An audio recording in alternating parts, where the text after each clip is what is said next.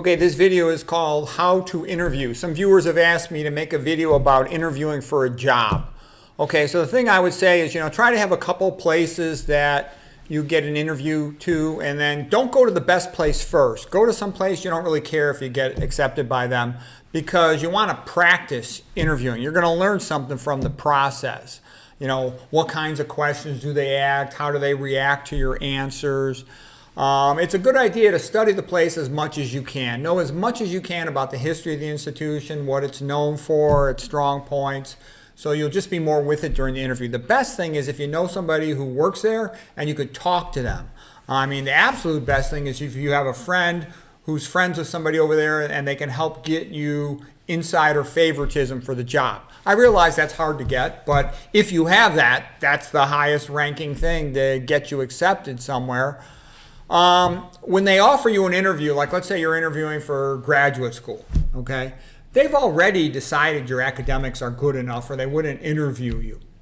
What they're really trying to decide is, do they like you? Are you crazy? Are you annoying? Do they, how do you conduct yourself? What's your appearance? What is it like to have you around? So you got to be likable. Dress your absolute best. Of course, be very polite. As soon as you step on the campus or the facility of the place you're interviewing at, consider the interview has begun. Okay, because you're going to interact with the secretary a lot of times. Let's say you're interviewing for med school. They'll have some medical students do a brief interview with you. And the most important interview is going to be with the head honcho, whoever that is that talks to you. But every single interview is important. You want to be physically fit. If you know the interview is a couple months away, be in your top physical condition, because when you look good and you move in a coordinated, healthy fashion, that makes you more attractive, okay? And that's just going to help you with your interview. Some other things I would tell you is that, I'll just tell you some of the things that I screwed up on. When I was in college, I was kind of arrogant. I was student athlete of the year at Stanford University, getting A+ in the most difficult classes, biology, organic chemistry, etc.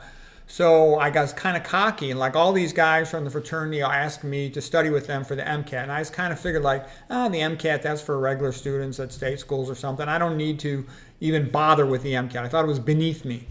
So I really didn't study for it. And I didn't do that well on the MCAT. There was all these guys who I was a much better student than them. They did better than me on the MCAT. And I was embarrassed about that, but that was one of my screw-ups. It makes a giant difference whether or not you put a lot of preparation in for a standardized test. Let's see, what else? Then I was an athlete. I was all the time wrestling, and I didn't really have time to do research projects or anything. There were some students at Stanford. I went to college at Stanford who had spent a lot of time with their mentor doing a research project with their professor. And I remember this one guy, I thought he was kind of a wimpy kiss ass. And he got accepted to Stanford. I was a much, much, much better student than him. But, he had a mentor who wanted to get him in. Maybe he would help that guy do research once he was a med student there. And I was amazed. Despite being a fantastic student and at Stanford and being a minority in a sense, I'm half Puerto Rican, I didn't even get an interview at Stanford.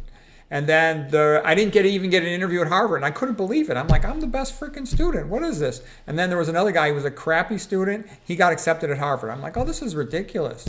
Because they don't quite frankly, I was kind of a macho man. I'm a wrestler, okay? I hung out with the Schultz brothers, okay? That's my personality. I'm not some wimpy leftist, lefty, pinko, commie, feminized guy, okay? I'm not at all. And that diminished my ranking, I think, when I was applying for med schools. I'll tell you how I screwed up at Northwestern. I didn't get accepted at Northwestern either. I went on the interview and I was thinking, Northwestern, this will be a piece of cake, okay? And I got interviewed by this Asian girl, real shy, kind of nerdy, wallflower-like, and she asked me a question about Stanford. And I can tell, in retrospect, she had this, a lot of Asians really think Stanford is so wonderful. It's on the West Coast and stuff. And I just told her honestly, I didn't have a filter. I said, look, I don't really like Stanford. It's kind of boring. It's kind of lonely. The women are ugly. I just like being in the fraternity because I can at least hang around with the athletes, So that kind of reminded me of high school. We had some fun parties. Being in the fraternity was a lot, probably my favorite thing, and being coached by the Schultz brothers on the wrestling team.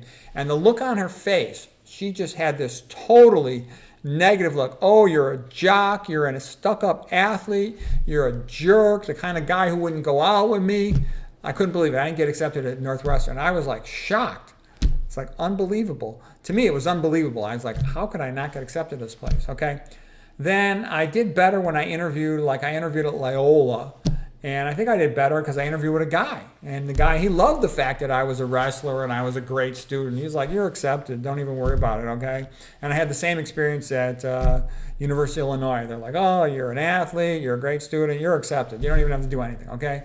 So, I think at that time I was a little bit awkward, socially awkward. My brothers would tease me as being a little bit autistic. I would just say whatever I thought. I wouldn't really think about it.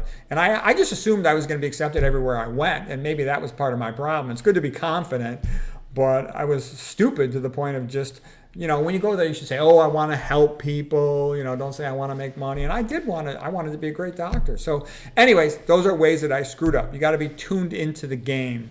Men like talking about sports, but women don't. Women will just expect you to be sort of polite and appropriate, I think. So anyways, that's what I learned. When I interviewed for residency, it was also kind of a joke. I knew I was first in my class in med school. I knew I'd get in anywhere I wanted.